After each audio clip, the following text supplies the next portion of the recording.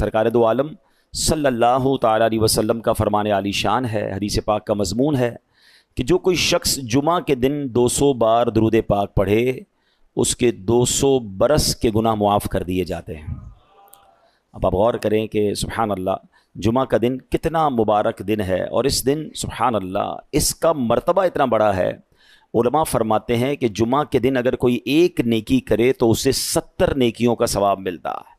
تو ہمیں اس دن تلاش کر کر کے نیکیاں کرنی چاہیے، درود پاک پڑھیں، تلاوت قرآن کریں، ہو سکے تو جمعہ کے دن سورہ یاسین پڑھیں، سورہ کہف پڑھنے کے تو بہت سارے فضائل ہیں۔ احادیث میں یہ مضمون ملتا ہے کہ جو جمعہ کے دن سورہ کہف پڑھے، ایک جمعے کو پڑھے تو اگلے جمعے تک اس کے لیے نور کر دیا جاتا ہے۔ تو تھوڑی دیر لگتی ہے، 12-15 منٹ سورہ کہف کی تلاوت بھی کر لیا کریں، اور سبحان اللہ جمعہ کے دن ہو سکے تو مریض کی عیادت کریں، صدقہ و خیرات کریں، جتنا ہو سکے نیکیاں کریں۔ ہاں ایک بات یاد رکھنی ہے کہ جب جس مقام، جس وقت اور جس یوں سمجھیے کہ جگہ کا شرف اور بزرگی زیادہ ہوتی ہے، یا جس مہینے یا جس دن کی، تو پھر اس دن گناہ کرنا، اس مقام پر گناہ کرنا، اس کی سزا بھی بڑھ جاتی ہے۔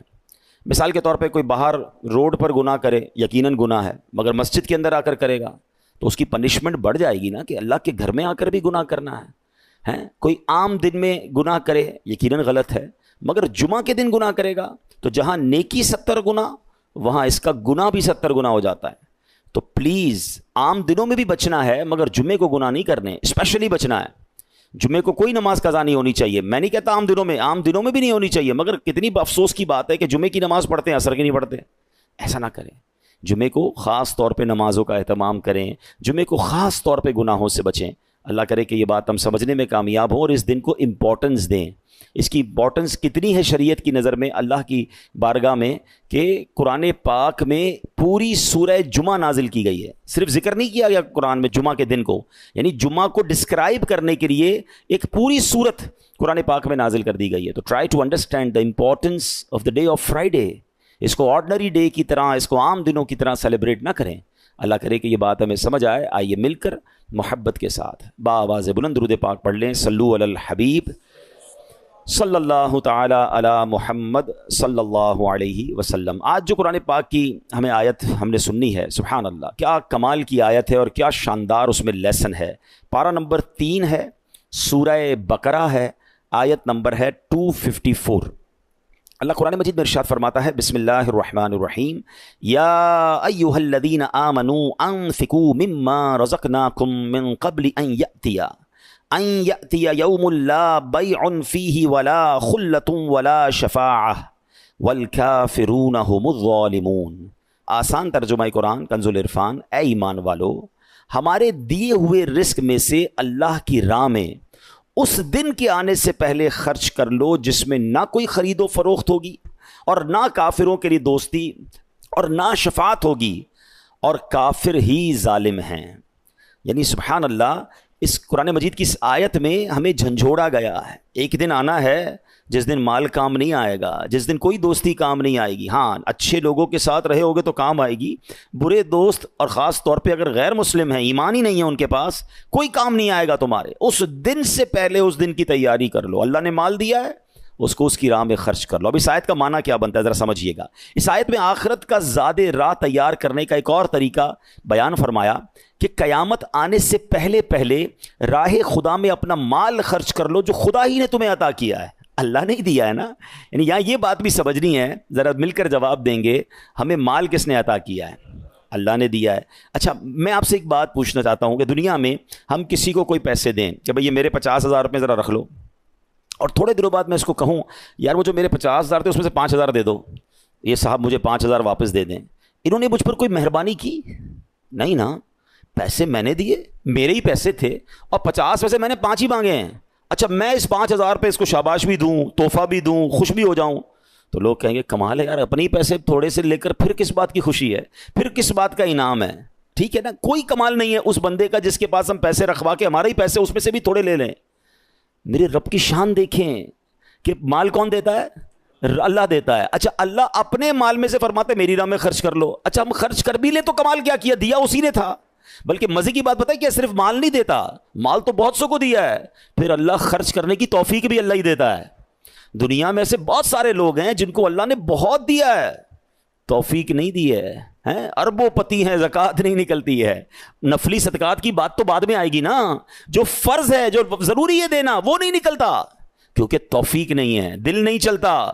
سبحان اللہ, مال بھی رب دے, توفیق بھی رب دے, اور بندہ کچھ خرچ کر لے تو انعام بھی ربی عطا فرماتا ہے, جنت کی نعمتیں بھی رب عطا فرماتا ہے. بلکہ ایک جگہ تو رب نے فرمایا قرآن میں ہی, ہے کوئی جو اللہ کو اچھا قرض دے, قرض حسنا.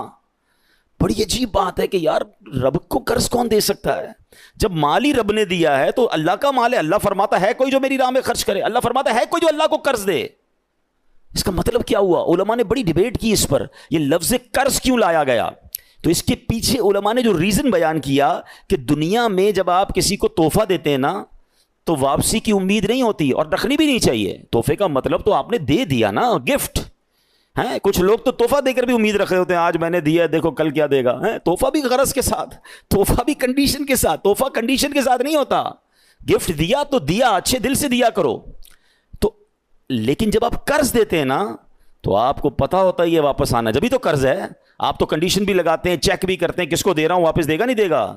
اللہ اکبر. فرمایا جو رب نے قرآن میں فرمایا نا, ہے کوئی جو اللہ کو اچھا قرض دے اور اللہ اس کو پھر بڑھا کے لوٹائے گا. تو اس کا مطلب یہ ہے کہ دینے والا اللہ کی راہ میں یقین رکھے کہ جو میں دے رہا ہوں یہ مجھے ضرور واپس ملے گا, اور جتنا دیا اتنا نہیں ملے گا, اللہ اپنے کرم سے اس کو بڑھا کر واپس لوٹائے گا. اچھا دنیا میں دے دیا اللہ نے تو پھر ختم ہو گیا نا. مثال کے طور پہ ہم نے کسی کو قرض دیا, اس نے ہمیں واپس دے دیا. اس پر بھی اللہ کی شان کریمی دیکھیں کہ دنیا میں خرچ کیا, اللہ دنیا میں بڑھا کے دیتا ہے. کسی کو 1 کا 10 دیتا ہے اور کسی کے اخلاص کے مطابق 1 کا 700 بھی عطا فرماتا ہے. تو پھر اس کے بعد تو ختم ہو گئی نا بات. نہیں, یہ تو دنیا میں دیا ہے, اللہ جنت کی نعمتیں اور عطا فرمائے گا. احادیث میں آتا ہے, مضمون ملتا ہے کہ جب تم اللہ کی راہ میں صدقہ کرتے ہو نا, اللہ تمہارے صدقے کو پالتا ہے. جس طرح تم اپنے بچڑے کو یا گائے کے بچے کی مثال دی گئی, جانور کو پالتے ہو کہ وہ چھوٹا ہوتا ہے اور بڑا ہو جاتا ہے. فرمایا کوئی کھجور کا صدقہ دیتا ہے, اللہ اسے قیامت کے دن احد پہاڑ جتنا عطا فرمائے گا. یعنی ملٹی پلائی ادھر بھی ہو رہا ہے. سبحان اللہ و بحمدہ. کاش یہ بات سمجھ آ جائے کہ یہ کتنا کمال کی اللہ کا احسان ہے. تو فرمایا کہ جو اللہ نے مال عطا کیا ہے اسی میں سے تم خرچ کرو. پھر کیا فرمایا, قیامت کا دن بڑی ہیبت والا ہے. اس دن مال کسی کو بھی فائدہ نہ دے گا اور دنیاوی دوستیاں بھی بیکار ہوں گی, بلکہ باپ بیٹے بھی ایک دوسرے سے جان چھڑا رہے ہوں گے. نیز کافروں کو کسی کی سفارش کام نہ دے گی اور نہ دنیاوی انداز میں کوئی کسی کی سفارش کر سکے گا. صرف اذن الہی سے اللہ نے جس کو اجازت دی ہوگی, اللہ تعالیٰ کے مقبول بندے اہل ایمان کی شفاعت کر سکیں گے. اور مال کا فائدہ بھی آخرت میں اسی صورت میں ہوگا جب دنیا میں اسے نیک کاموں میں خرچ کیا ہو. اور دوستیاں بھی نیک لوگوں کے ساتھ جو دوستیاں ہوں گی وہ کام آئیں گی. اللہ نے قرآن مجید میں ایک اور جگہ ارشاد فرمایا, جو برے لوگوں سے دوستی لگاتے ہیں نا, یہ میرے نوجوان مجھے سن رہے ہیں, آج نوجوان کو سمجھاؤ یار برے لوگوں کے ساتھ نہ بیٹھو, شرابیوں کے ساتھ نہ بیٹھو, جواریوں کے ساتھ نہ بیٹھو, بے حیا لوگوں کے ساتھ دوستیاں نہ کرو. تو جواب کیا دیتے ہیں, میں نہیں شراب پیتا, میں جوا کہاں کھیلتا ہوں, میں برے کام نہیں کرتا, بس بیٹھتا ہوں, کمپنی دیتا ہوں, دوست کرتے ہیں. 2 باتیں یاد رکھیے گا. یہ جتنے نوجوان یہ جواب دیتے ہیں نا کہ میں بڑا پکا ہوں, میں برے کام نہیں کرتا, دوست کرتے ہیں, آپ تیار ہو جائیے کہ کچھ دنوں میں آپ بھی یہ برا کام کریں گے.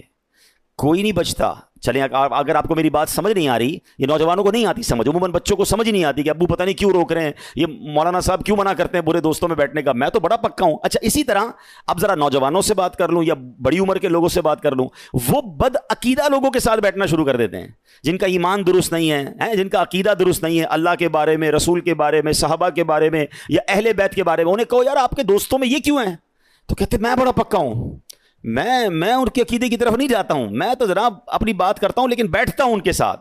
اب یہ 2 قسم کے لوگوں کو جواب قرآن دے رہا ہے. ٹھیک ہے, پہلے میں نے آیت پڑھی, اس کا ترجمہ بیان کر دیتا ہوں, پھر بات آگے کرتے ہیں. اللہ نے فرمایا اس دن گہرے دوست ایک دوسرے کے دشمن ہو جائیں گے سوائے پرہیزگاروں کے, الا المتقین.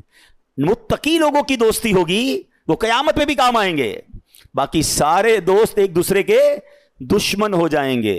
ایک بات تو یہ سمجھ لو, ایسے دوست کا کیا فائدہ جو قیامت کے دن کام ہی نہ آئے بلکہ میرے لیے مار پڑنے کا سبب بن جائے. اب آتے ہیں دوسری بات کی طرف. جو لوگ کہتے ہیں میں بڑا پکا ہوں, میں نہیں جاؤں گا اس کی طرف. چلیں اب ایک چھوٹا سا میں سروے آپ سب کے ساتھ کر لیتا ہوں. کسی بھی چور, کسی بھی ڈاکو, کسی بھی جواری, کسی بھی شرابی, کسی بھی ہیروئنچی, غلط کام کرنے والے سے کبھی بھی زندگی میں ملاقات ہو جائے, اس کو صرف ایک سوال کیجئے گا, جواب آپ خود ہی دے دیں گے ابھی مجھے, ٹھیک ہے, لیکن چلے آپ سوال کیجئے گا, آپ کو یہ عادت کہاں سے ملی؟ بتائیے سارے لوگ کیا جواب دیں گے؟ جواب آپ کو پتا ہے کہ کہاں سے ملی؟ کوئی ایک نہیں کہے گا جناب کہ یہ جو شراب کی عادت پڑی ہے نا, یہ ابو نے مجھے لگائی ہے, یا امی نے برتھ ڈے والے دن مجھے یہ پسٹل لا کے دی تھی کہ بیٹا آج تیری برتھ ڈے ہے, یہ پسٹل لے اور آج سے چوری شروع کر دے. آپ کو یہ سارے لوگ جواب یہی دیں گے, یار بیٹھتا تھا, دوست پیتے تھے, دوست غلط کام کرتے تھے, دوست جوا کھیلتے تھے, کہا یار تھوڑے ہی پیسے لگا لو, بڑا مزہ آتا ہے, ہم تو روز جیتتے, تم بھی جیت جاؤ گے, اور جناب مجھے جوئے کی لت پڑ گئی اور آج سب کچھ بک گیا. آج میں اتنی شراب پیتا ہوں, پہلے ایک بھی نہیں پیتا تھا, آج جو میں یہ چرس اور ہیروئن پی رہا ہوں, میں تو صرف سگریٹ پیتا تھا, ایک بار دوست نے کہا ذرا تھوڑا سا کش تو لگا لو, اور آہستہ آہستہ مجھے یہ عادت پڑ گئی. ایک بندہ آپ دنیا میں نہیں دکھا سکتے کہ جس کو بری عادت لگی ہو اور وہ دوستوں کی وجہ سے نہ لگی ہو. تو واٹ از دا ریزلٹ؟ سیدھا سیدھا فارمولا ہے نا کہ برا دوست ہی دوست کو خراب کرتا ہے. اور سبحان اللہ, اب ذرا تھوڑا سا ایک اور سروے کر لیتے ہیں, آپ ہی کا سروے کر لیتے ہیں.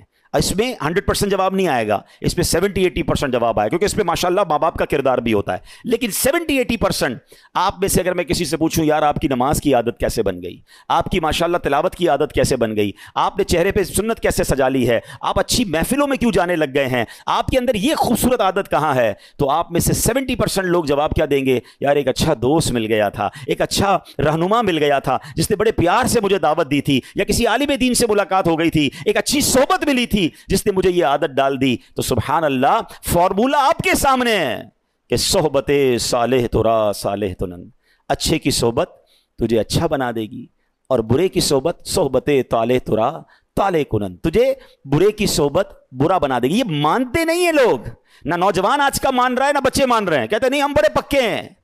آپ کو امپیکٹ ضرور آئے گا. وہ یہ جو محاورہ ہے نا, یہ محاورہ صرف محاورہ نہیں, حقیقت ہے. خربوزے کو دیکھ کر خربوزہ رنگ پکڑے گا, یہ دنیا کا دستور ہے. اچھا تھوڑی دیر کے لیے چلے میں آپ کو ایک اور لاجیکلی ایگزامپل سے, ماحول کا کتنا اثر ہوتا ہے. اس وقت آپ سارے وضو کر کے تیار ہو کر ماشاءاللہ اللہ کے گھر میں بیٹھے ہیں, سر پہ ٹوپی لگائی ہوئی ہے. اس وقت آپ میں سے کسی کا حرام کام کرنے کو جی چاہ رہا ہے؟ کوئی بری بات سوچنے کو جی چاہ رہا ہے؟ کوئی بے حیائی کی بات دماغ میں آ رہی ہے؟ کیوں نہیں آ رہی ہے بھائی؟ کیونکہ آپ اچھے ماحول میں بیٹھے ہیں, آپ اچھے انوائرمنٹ میں بیٹھے. انوائرمنٹ اثر ڈالتا ہے, صحبت اثر ڈالتی ہے. اس وقت اللہ رسول کی بات سننے کو جی چاہ رہا ہے, یہیں سے اٹھ کر کسی ڈانس کلب میں چلے جائیں, کسی میوزیکل پروگرام میں چلے جائیں, بے حیائی کے پروگرام میں جائیں, تھوڑی دیر تک تو بندہ اسٹک رہے گا, تھوڑی دیر بعد اس کا دماغ بھی الٹا سوچنا شروع کر دے گا. کیوں؟ صحبت اثر ڈالتی ہے, ماحول امپیکٹ ڈالتا ہے. اگر بچنا ہے نا تو ہمیں اچھے ماحول میں ہی رہنا ہوگا, ہمیں اچھے دوستوں میں رہنا ہوگا. ورنہ میں کہوں میں بڑا پکا ہوں, ارے بڑے بڑے اولیاء کہلانے والوں کو شیطان نے پلٹا دیا, میں اور آپ کیا ہیں؟ تو اپنے اوپر اتنا غرور, اتنا جس کو کہتے ہیں نا یقین نہیں ہونا چاہیے. ہمیں ڈرتے رہنا چاہیے. قرآن کہہ رہا ہے نا, تو بری دوستیوں سے بچیے, خدارہ بچیے, یہ ایمان لے سکتی ہیں. وہ کہتے ہیں نا برا یار مار سے زیادہ خطرناک ہے. مار فارسی میں کہتے ہیں سانپ کو. یار وہ والا جو برا ہے وہ سانپ سے زیادہ خطرناک ہے. سانپ جان لیتا ہے, برا دوست ایمان لے لیتا ہے. لیکن ہمیں فکر ہی نہیں ہے. کوئی بات نہیں یار, غیر مسلم ہے تو کیا ہوا, ہم تو جاتے. معاذ اللہ مسلمان کہلانے والے ان کے تہواروں میں جاتے ہیں, ان کے تہواروں میں مٹھائیاں جا رہی ہیں, ان کے گھروں سے مٹھائیاں آ رہی ہیں. کیا جواب دو گے اللہ رسول کو؟ اس سے دوستی لگائیے جس کا صحابہ کرام کے بارے میں عقیدہ ہی درست نہیں ہے, اور ہم اس کے ساتھ کھاتے پیتے ہیں. کیا جواب دیں گے ہم صحابہ کرام کو, نبی پاک کو کیا جواب دیں گے؟ سرکار دو عالم علیہ الصلوۃ والسلام فرماتے ہیں کہ الصحابی کا نجوم, میرے صحابہ ستاروں کی مانند ہیں. فبأیہم اقتدیتم اہتدیتم, میرے صحابہ ستاروں کی مانند ہیں, جس کی بھی پیروی کرو گے تم کامیاب ہو جاؤ گے. اور ان صحابہ کو برا بھلا کہنے والا میرا دوست ہو سکتا ہے؟ کیسے ہو سکتا ہے؟ سوچئے نا. اچھا پھر ایسے دوست لگائے ہوں گے جو اہل بیت کو برا بھلا کہہ رہے ہیں. معاذ اللہ, کبھی سوچا آپ نے کہ سرکار کی آل کے بارے میں بری بات کرنے والے کے ساتھ میں کیسے بیٹھ سکتا ہوں؟ مگر نہیں, کوئی بات نہیں یار, میرا دوست ہے, اس کا عقیدہ ہے. یار آپ کے والد کو کوئی گالی دے, آپ کی والدہ کوئی برا بھلا بولے, آپ اس کے ساتھ بیٹھیں گے؟ آپ کیا میں اس کی جان لے لوں گا, اس کا گلا پکڑ لوں گا؟ اچھا تمہاری ماں کو برا بھلا کہے تم نہیں بیٹھو گے, مومنوں کی ماں کے بارے میں, ہماری امہات المومنین کے بارے میں کوئی برا کہے, ہمارا دوست بن جاتا ہے. سوچیے ہم کیا کر رہے ہیں, ہم کدھر جا رہے ہیں. ہمارا کوئی معیار نہیں ہے. ہم مسلمان پہلے ہیں, ہمیں نبی پاک علیہ الصلوۃ والسلام سے بروز قیامت شفاعت لینی ہے. ہم کیسے ان کو دوست بنا سکتے ہیں؟ تو خدا را سمجھیے, اللہ کے ولی, سبحان اللہ, اولیاء کرام کے بارے میں بری باتیں کرنے والا میرا دوست کیسے ہو سکتا ہے؟ اولیاء کرام, اچھا ولی کہتے کس کو ہیں؟ دوست کو. کس کا ولی ہے؟ اللہ کا دوست ہے. اللہ کے دوست کو برا کہے تو اللہ مجھ سے راضی ہوگا؟ میرا بہت چھوٹا سا علم ہے پیارے اسلامی بھائیوں, لیکن میں نے اب تک جو پڑھا ہے, 2 ہی مقامات قرآن مجید میں ملتے ہیں یا احادیث میں سننے کو ملتا ہے کہ یہ 2 کام ایسے ہیں کہ کوئی کر لے تو وہ ایسا ہے جس سے اللہ اعلان جنگ فرماتا ہے. رب سے جنگ کرنا ہے, یہ 2 کام ایسے ہیں. مجھے بتاؤ, اللہ سے جنگ کر کے کوئی جیتے گا؟ بربادی ہونا ہے نا. تو ان 2 کاموں سے تو مجھے میلوں کوسوں دور رہنا ہے. وہ 2 کام کون سے ہیں؟ فرمایا ایک سود کا کام کرنے والا اور ایک اللہ کے ولی سے دشمنی کرنے والا. اللہ فرماتا ہے میرا اس سے اعلان جنگ ہے. اور یہ اکرام کے اس بارے میں بکواس ہو رہی ہے, اور میں کہتا ہوں میرا دوست ہے یار, کوئی بات نہیں ہے, اس کا مسئلہ ہے, میں تو کھانا کھاتا ہوں اس کے ساتھ. اللہ اکبر. قرآن کہتا ہے قیامت کے دن متقیوں کے علاوہ گہرے دوست بھی دشمن ہو جائیں گے. تو ہمارا کوئی پیرامیٹر ہونا چاہیے. آج کل تو ڈیجیٹل فرینڈ بنتے ہیں نا, ادھر فرینڈ ریکویسٹ آئی ادھر ایکسیپٹ, ادھر فرینڈ ریکویسٹ ادھر ایکسیپٹ. کون ہے, کیا ہے؟ روایتوں میں آتا ہے دوست دوست کے دین پر ہوتا ہے. دوست بنانے کا کوئی معیار بناؤ کہ پہلے وہ دوست اللہ کا دوست ہے کہ نہیں, رسول پاک صحابہ اہل بیت کا دوست ہے کہ نہیں, اس کے عقیدے, پھر اس کے بعد اس کے اعمال کیسے ہیں. برے دوستوں کے ساتھ رہ کر آپ اچھے نہیں ہو سکتے. کاش یہ قرآن کا پیغام آج ہم سمجھ جائیں کہ ہمیں دوست کسے بنانا ہے. اچھا پھر سبحان اللہ, آگے قرآن کہتا ہے کہ پھر اپنے اللہ نے جو مال دیا ہے نا, اس کو خرچ کر کے اس دن سے پہلے خرچ کر لو جس دن پھر کوئی کاروبار نہیں ہوگا, جس دن پیسہ کام نہیں آئے گا. ایک اور جگہ رب قرآن میں فرماتا ہے وَأَنفِقُوا مِمَّا رَزَقْنَاكُمْ مِن قَبْلِ أَن يَأْتِيَ أَحَدَكُمُ الْمَوْتُ فَيَقُولَ رَبِّ لَوْلَا أَخَّرْتَنِي إِلَىٰ أَجَلٍ قَرِيبٍ فَأَصَّدَّقَ وَأَكُن مِّنَ الصَّالِحِينَ. ترجمہ, اور ہم نے تمہیں جو رزق دیا اس سے اس وقت سے پہلے ہماری راہ میں خرچ کر لو کہ تم میں سے کسی کو موت آئے تو کہنے لگے اے میرے رب, تو نے مجھے تھوڑی مہلت کیوں نہ دی کہ میں صدقہ دیتا اور صالحین میں سے ہوتا. مرنے کے بعد بندہ کہے گا اے اللہ دوبارہ بھیج دے, مجھے تو پتہ ہی نہیں تھا میں اتنا جلدی مر جاؤں گا, میں اب روزہ بھی رکھوں گا, میں صدقہ بھی دوں گا, میں نمازیں بھی پڑھوں گا, اے اللہ ایک موقع دے دے. اس کے بعد کوئی موقع نہیں ملے گا. اعلیٰ حضرت لکھتے ہیں نا, اترتے چاند ڈھلتی چاندنی جو ہو سکے کر لے, اندھیرا پاک آتا ہے یہ 2 دن کی اجالی ہے. ارے یہ بھیڑیوں کا بن ہے اور شام آ گئی سر پر, کہاں سویا مسافر ہائے کتنا لا ابالی ہے. اندھیرا گھر اکیلی جان, دم گھٹتا دل اکتا تھا, خدا کو یاد کر پیارے وہ ساتھ آنے والی ہے. زمین تپتی کٹیلی راہ بھاری بوجھ گھائل پاؤں, مصیبت جھیلنے والے تیرا اللہ والی ہے. نہ چونکا دن ہے ڈھلنے پر تیری منزل ہوئی کھوٹی, ارے او جانے والے نیند یہ کب کی نکالی ہے. ہم سب دنیا میں جانے کے لیے آئے ہیں. میں 2 دن پرانی بات آپ کو بتاتا ہوں. میں نیو کراچی میں گیا, میرا بیان تھا وہاں پر. بیان کے بعد مجھے لوگوں نے کہا کہ اس بیان کے پاس ہی ایک گھر ہے اور وہاں بڑی جوان موت ہوئی ہے, والد صاحب کو صبر ہی نہیں آ رہا ہے, آپ تھوڑی دیر کے لیے چلیں, دعا کر دیں گے, ان کو کچھ تسلی ہو جائے گی. یقین کریں اس وقت میں آپ سے بات کر رہا ہوں, اس نوجوان کا چہرہ میری آنکھوں میں گھوم رہا ہے. پتہ ہے اس کی عمر کتنی تھی؟ وہ 20 سال کا بھی نہیں ہوا تھا, 19 سال اور چند مہینے کا وہ نوجوان تھا جس کا انتقال ہوا. اس کے والد بھی موجود تھے, اس کے دادا بھی موجود تھے. میں اس گھر میں ملنے گیا. آپ یقین کریں جو ان کی کیفیت تھی, پتہ وہ کیا کہتے تھے؟ میں نے کہا کیسے انتقال ہوا؟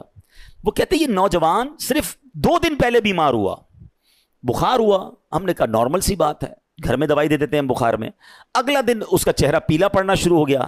ہم سمجھے پیلیا ہو گیا ہے, علاقے کے ڈاکٹر کو دکھانے گئے کہ جناب کوئی تھوڑی سی دوائی دے دیں, جوانڈس لگ رہا ہے.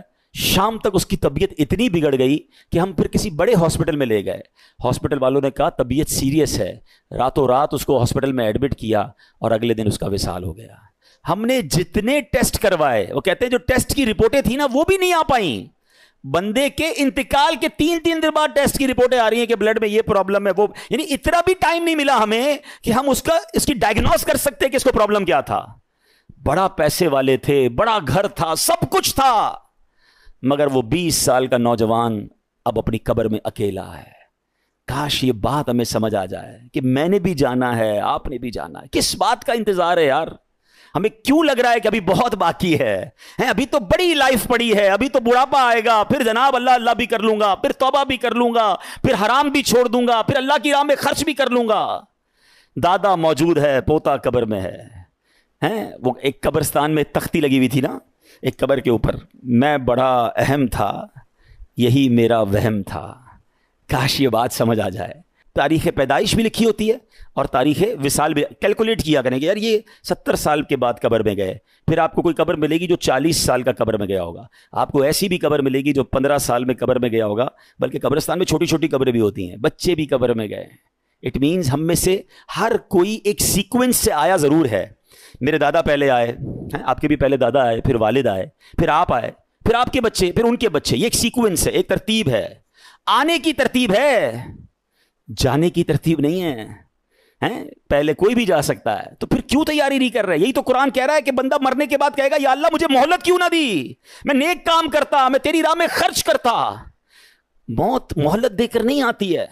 مجھے اور آپ کو کوئی میسج نہیں آئے گا۔ آج کل میسج آتا ہے نا موبائل کمپنی کا کہ جناب 90% ڈیٹا یوز ہو گیا ہے، پلیز اب 10% رہ گیا ہے، اب جلدی سے پیسے ڈلوائیں ورنہ موبائل بند ہو جائے گا۔ ہم کہتے ہیں یار اپنے اسٹاف کو یا پیسے بھجواؤ، موبائل بند ہونے والا ہے۔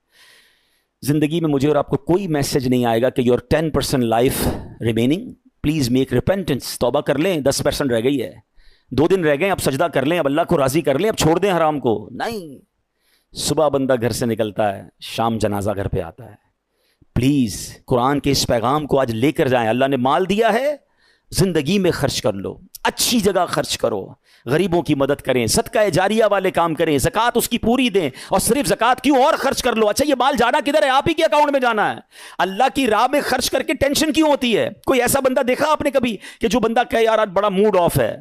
ہم کہیں کیوں موڈ آف ہے؟ کہ یار یہ جیب میں پیسے تھے نا، یہ آتے آتے بینک میں ڈلوا کے آیا ہوں۔ ہم کہیں گے یار تھوڑے ہی پیسے تھے، آپ کے ہی جیب میں تھے، آپ کے ہی اکاؤنٹ میں چلے گئے، ٹینشن کس بات کی ہے؟ ایسا ہی ہے نا، کوئی ٹینشن نہیں ہوتی کہ یار کیش پڑا ہے ذرا اکاؤنٹ میں ڈلوا دوں۔ کاش میرا اور آپ کا یہ ذہن بن جائے کہ جو میرے پاس پیسے ہیں میں جب جب اللہ کی راہ میں خرچ کرتا ہوں یہ میرے ہی جنت کے اکاؤنٹ میں جمع ہو رہے ہیں، تو پھر کبھی ٹینشن نہیں ہوگی، خوشی ہوگی کہ یار اچھا جمع کروا دو۔ یہی تو قرآن نے کہا کہ اپنی لائف میں اللہ کے دیے ہوئے مال میں سے اللہ کی راہ میں خرچ کریں۔ اللہ اکبر۔ قیامت کے بارے میں ایک اور آیت سنیے، کاش ہم یہ میسیجز لے کے جائیں۔ قرآن میں رب فرماتا ہے، قرآن کہتا ہے اس دن آدمی اپنے بھائی سے بھاگے گا، اور اپنی ماں اور اپنے باپ اور اپنی بیوی اور اپنے بیٹوں سے، ان میں سے ہر شخص کو اس دن کی ایک ایسی فکر ہوگی جو اسے دوسروں سے بے پرواہ کر دے گی۔ کوئی کسی کے کہاں، آج ماں کتنی تکلیف میں آ جاتی ہے کہ بیٹے کو تکلیف ہو، ماں بیمار ہو جاتی ہے، اتنا پیار کرتی ہے ماں۔ کچھ لوگ اپنی ماں سے بہت پیار کرتے ہیں، کرنا چاہیے، دوستوں سے پیار کرتے ہیں، بچوں سے پیار کرتے ہیں، ساری زندگی بچوں کے لیے کام کرتے ہیں، مگر قیامت کے دن قرآن کہتا ہے نہ ماں کام آئے گی، نہ بیٹا کام آئے گا، نہ رشتہ دار، بھائی بھائی کو بھول جائے گا، نفسا نفسی کا دن ہوگا، میں ہوں گا، میرے اعمال ہوں گے۔ کاش یہ بات آج ہم سمجھ کے جائیں، قرآن کے اس پیغام کو لے کے جائیں۔ ایک اور آخری آیت سن لیں، اللہ قرآن میں فرماتا ہے یا ایھا الذین آمنوا اتقوا اللہ ولتنظر نفس ما قدمت لغد واتقوا اللہ ان اللہ خبیر بما تعملون۔ یہ بھی وہ آیت ہے اے ایمان والو کہہ کر، یعنی ایک اور آیت آج ہم کور کر رہے ہیں جس میں رب فرماتا ہے اے ایمان والو اللہ سے ڈرو، اور ہر جان دیکھے کہ اس نے کل کے لیے آگے کیا بھیجا ہے، اور اللہ سے ڈرو، بے شک اللہ تمہارے اعمال سے خوب خبردار ہے۔ کل کے لیے آگے بھیجنے کی قرآن ہمیں ترغیب دے رہا ہے، ہم پیچھے چھوڑ کر کیا جائیں گے اس کی فکر میں۔ Look at the directions. ہم میں سے اکثر لوگوں کی فکر یہ کہ میں پیچھے بچوں کے لیے، فیملی کے لیے کتنا جمع کر رہا ہوں۔ قرآن کہتا ہے ہر آدمی سوچے آگے کے لیے کیا بھیجا ہے، ہم پیچھے کی سوچ رہے ہیں، قرآن ہمیں آگے کی سوچ دلا رہا ہے۔ آپ کو پتہ ہے جب انسان کا انتقال ہوتا ہے، رشتہ دار کہتے ہیں میت نے پیچھے کیا چھوڑا ہے، فرشتے پتہ ہے کیا کہتے ہیں، میت نے آگے کیا بھیجا ہے۔ کاش یہ فلسفہ سمجھ آ جائے کہ آگے کیا بھیجنا ہے۔ آگے سجدے کام آئیں گے، نمازیں پڑھیے، یہ آگے بھیجنے والا کام ہے۔ 5 وقت کی نماز یہ آپ کے اگلے اکاؤنٹ کو بیٹر کرے گی۔ آگے تلاوت قرآن کام آئے گی، ذکر و اذکار کام آئیں گے، لوگوں سے اچھا برتاؤ کام آئے گا، مسلمانوں کی خیر خائی کام آئے گی، غریبوں کی مدد کام آئے گی، صدقہ جاریہ والے کام آئیں گے، رشتہ داروں سے حسن سلوک کام آئے گا، ماں باپ کی خدمت کام آئے گی۔ جو دھوکہ دے کر، لوٹ کر، ظلم کر کے سب کچھ زندگی گزار رہے ہیں، آپ اگلا گھڑا تیار کر رہے ہیں، اور آگے کب جانا ہے کسی کو نہیں پتا۔ ہم میں سے کوئی آج بھی دنیا سے جا سکتا ہے، ہم کیوں نہیں سوچتے؟ کاش قرآن پاک کا یہ پیغام ہم سمجھ کے جائیں۔ جو آج آیت ہوئی ہے میں اس کا ترجمہ پھر بیان کر کے اپنے بیان کو ختم کرتا ہوں۔ اللہ قرآن میں فرماتا ہے، اے ایمان والو، ہمارے دیے ہوئے رزق میں سے اللہ کی راہ میں اس دن کے آنے سے پہلے خرچ کر لو جس میں نہ کوئی خرید و فروخت ہوگی اور نہ کافروں کے لیے دوستی اور نہ شفاعت ہوگی، اور کافر ہی ظالم ہیں۔ تو کاش یہ دو پیغام اس آیت سے ہم لے جائیں کہ مرنے سے پہلے، ہمیں نہیں پتہ کب مریں گے، آج دنیا میں رہ کر آخرت کے لیے کچھ ایسا سامان کر لیں، کچھ ایسا خرچ کر جائیں جو ہمارے لیے خزانہ آخرت کے لیے جمع ہو جائے، اور اچھوں سے دوستی کریں، برے لوگوں کی دوستی سے اور صحبت سے بچیں۔ اس آیت سے یہ دو پیغام ملتے ہیں، اس پر اللہ مجھے بھی عمل کرنے کی توفیق عطا فرمائے، آپ کو بھی نصیب فرمائے۔